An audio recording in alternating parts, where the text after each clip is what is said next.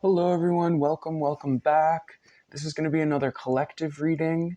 The concept that I'm working with today is the war on perception. There's a lot of perception wars that are going on right now. And the notion that belief can be a tool, that belief is kind of like the ultimate tool of the master magician. And I had heard a quote somewhere that I'm just going to paraphrase that's basically like, a master magician is somebody who believes nothing other than belief is a tool. So take that as it resonates. The cards that I have on the table, so the archetype that we're dealing with right now is the Justice card from the Vox Arcana deck. And this Justice card, at first I thought it was the Judgment card, right? Because it's so intense, but it is a corrective energy, right? So that's good. But it's an intense energy, right? It's coming in with like a bang, whatever this is.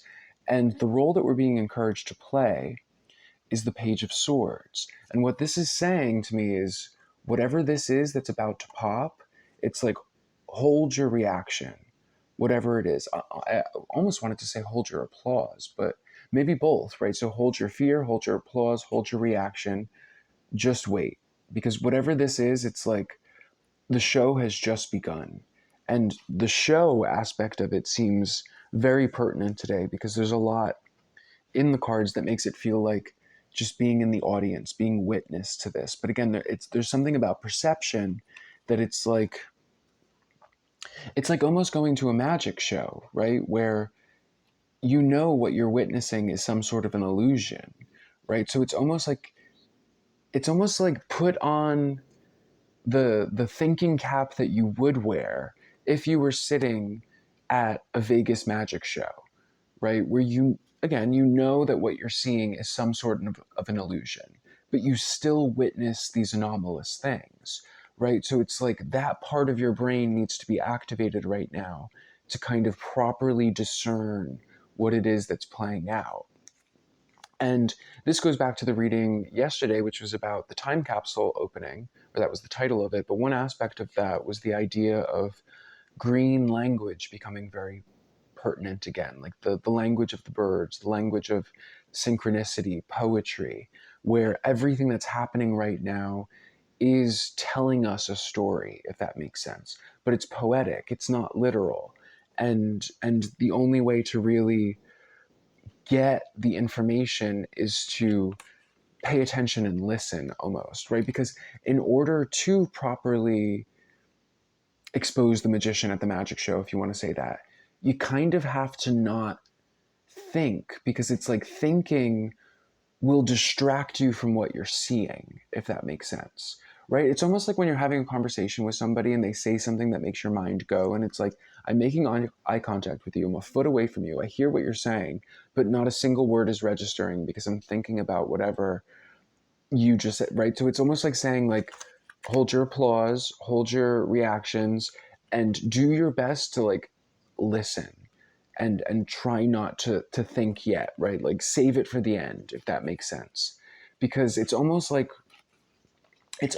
this justice card energy that's coming in with a bang, whatever it is that we're about to witness, is like the opening sequence of a movie or something like that, that again has a lot of charge to it, right? There's a lot happening, but it's like an action movie, right? Where the sequences move fast and there's all these different characters, but it's almost like the encouragement is, it's like, imagine walking into a movie not knowing who the good guy or the bad guy is at all, right? Like, at least when you walk into, Mission Impossible or James Bond or whatever, you have an idea that like you're going to be on James Bond's side. If you're watching the Avengers, you're going to be on their side, right? Imagine an action movie where you don't know who the good guy, bad guy is. You don't know who's robbing who's the thief, whatever. It's like something like that. And another thing that this energy is reminding me of is a phenomenon that played out a few years ago in New York City. I think it was in 2020, but I don't remember. And one night there was a power station, like an electricity generating power station in Queens, I think, that exploded. And this was one of like the original substations in the Matrix, I guess, that was like literally built by Edison himself or overseen by Edison. And so again, like one of the first um, electricity plants in the United States, but in New York City. I can't pull in the name of like what it would probably, is it an electricity plant? I don't know. Power plant? Power plant. There you go. But one night in 2020, something happened, something exploded, caught on fire, I don't know. But there was this blue light in the sky that was so bright that you could see it for miles and miles away, upwards of dozens of miles away. And of course, considering 2020 and the rest of the theater that was happening around us, right, all theater, everybody went into a fear place in terms of thinking that it was everything but a power station burning down, right? That it was Project Bluebeam, that it was the aliens, that it was, Jeff Bezos and the blue chickens. I don't know, that it was something like that. And, but of course, the story that we're given is that it was just this power station. And effectively, what that's saying to me today is that it's like we can see the blue light in the sky, right? Whenever this event starts, we'll see the blue light in the sky, but we won't actually see what's happening on the ground. Something is obscuring that, right? It's like that tower in a lot of the SAN readings where like there's the light behind the tower, and she's wondering what that is. It's something like that, where it's like just because you can see that reflection that's happening throughout the rest of the construct does not mean that you can actually see the source of what's happening on the ground. And going back to the magic show thing, there's some sort of illusion in what's happening. And the reason why I'm saying that is because the rest of the cards on the table, I have Seven of Cups, Two of Wands, Seven of Wands. So the Seven of Cups here is making me think of like musical chairs or the cup game, right? Where it's like the cup game is when like a street magician puts a coin under a cup and says follow with your eyes, right? And so much is happening that you lose it, right? You lose track of the cup. I feel like we're in the center here, and all of these cups that are moving around are the external characters in the game. This could be micro and macro. This could be happening on the personal level. I'm sure to a degree it would be, right? But really, I'm thinking of like the main stage right now, right? Because this is a collective reading. I'm thinking collective. And it's almost like saying, prepare to be surprised when you find out who's actually working for who, if you know what I'm saying. That there's like a shift in roles that's about to happen in terms of everything, like everything. But again, it's like musical chairs. But beyond musical chairs, it's like swapping costumes, right? Like if you want to use tarot archetypes, it's like the King of Wands and the Queen of Cups. Whoever was playing the King of Wands is now playing the Queen of Cups, and the Queen of Cups became the Knight of Pentacles, and the Knight of Pentacles became you know what I'm saying. It's like it's confusing almost. It's like because it's like defying the archetype. If there's something about that where people are cast into particular archetypes, right? They're typecast, I guess you could say. So it's like whatever this is, it's very out of character, right? So that's why it might create a fear response, or that might be something instinctive that comes from us in reaction to this. But it's almost like saying, wait till the fat lady sings before you make any judgments about what's happening right now. And so again, we're kind of this cup that's in the middle, that's watching all of this play out. And it goes back to, again, what was in the collective reading yesterday, the analogy of those Harry Potter stairs, how the stairs kind of move constantly, that it's like we're in this space and everything's kind of moving around us. And the analogy that I can use is almost like if you visualize a wheel, right? That it's like we're here in the center, in the hub of the wheel, and all of the different spokes on the wheel are like all of the different timelines. And we can see all of these different timelines playing out, but we're not actually on them, right? We're in the hub of the wheel. But that being said, it's like you can still see you got the Armageddon timeline over here, you got this timeline over there, that one's down there. And that's what's another aspect of this Page of Swords in terms of don't react, because it's like, it's almost like being in an arena where the show happens around you, right? Like typically in the arena, the show is in the middle, right? But imagine like an inverse arena where the show plays out around you and you just kind of sit in the middle there, right? And the next card on the table is this Two of Wands from the Vox Arcana deck. And you can see there's this figure in the foreground here that's witnessing this whale just like suddenly emerge out of nowhere, right? And because it's wands, it's reminding me of another thing that came up in the reading yesterday, which is the mythology of the salamander. And the mythology of the salamander is that if a fire is kept burning consistently for 5 or 7 days, that on the seventh day, a salamander will spontaneously manifest from that fire.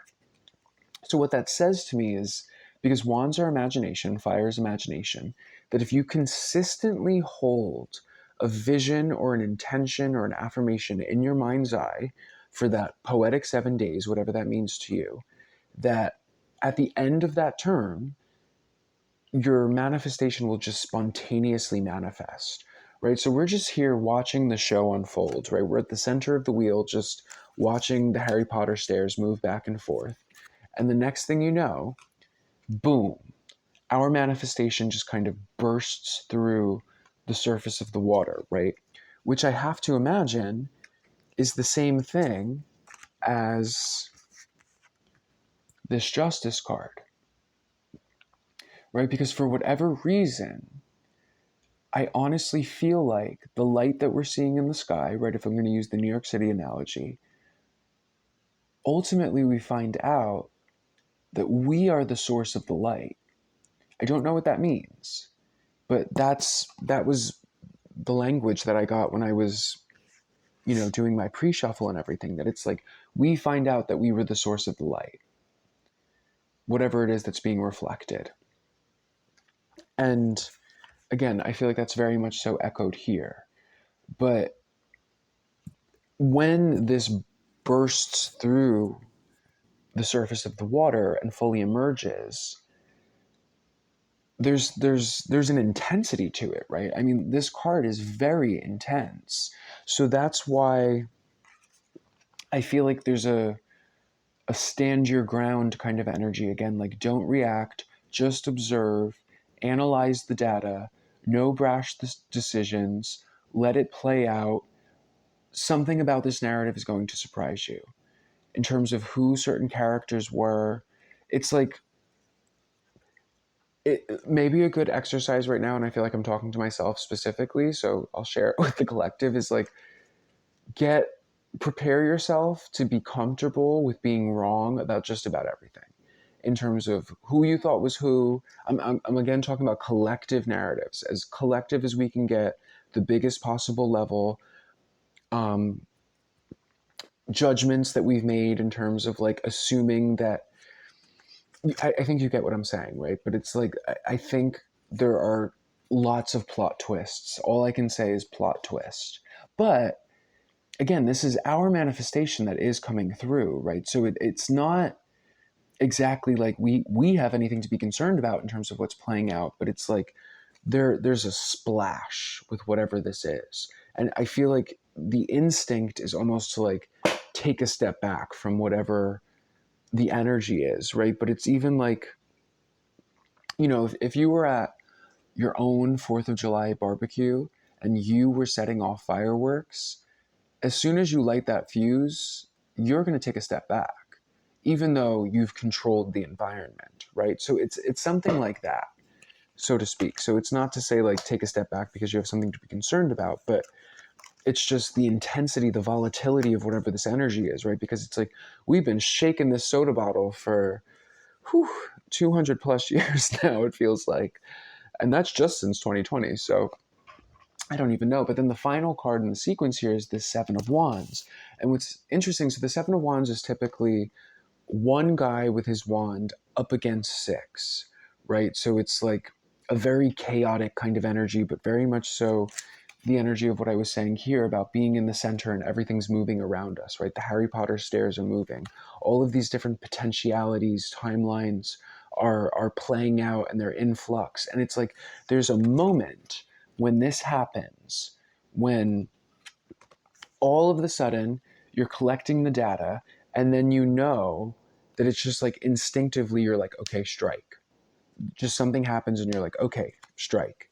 And in that moment, it's the 1 against 6. You take your wand, your idea, your indomitable will, this the thing that you've been focusing on in your mind's eye, in your imagination, that ultimately becomes the salamander. And I just want to show the 8 of Wands, which was at the bottom of the deck here, which is taking that potential and focusing it, right? Again, energy flows where attention goes. So there comes a point where you see the Harry Potter stairs moving, you see all of the timelines moving, and you know that it's time to strike. And it's like you just take your wand, your intention, and boom, insert it into all of these fluctuating things in a way that locks it into place. It's like there's that moment where we finally know that it's like, okay, strike, action, boom. I can make this lock now. It's like the alignment is perfect. There's just that knowing that it's like the alignment is perfect.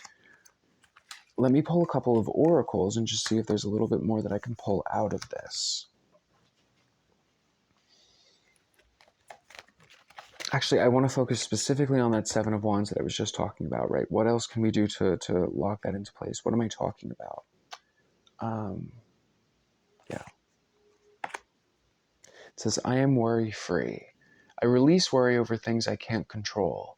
Instead, I choose to focus on things that are pleasing to me. When I release worry, I allow room for solutions to enter my life. I'm worry-free. When I release worry, I allow room for solutions to enter my life. Situations, why do I keep saying that?